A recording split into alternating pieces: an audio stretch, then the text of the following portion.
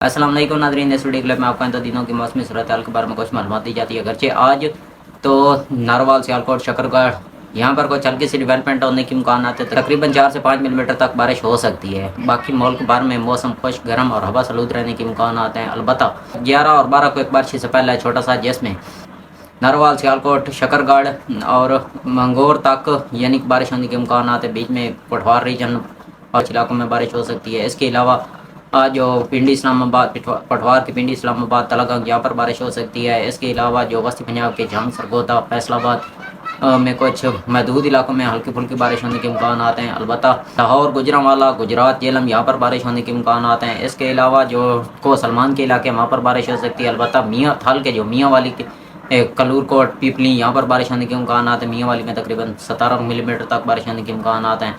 इसके अलावा DI खान में कुछ बारिश हो सकती है। थाल के नूरपुर थाल में बल्कि जंग के मंडी शाहजीवना तक बारिश होने के इम्कान आते हैं। तकरीबन 6 से 7 मिलीमीटर तक बारिश हो सकती है।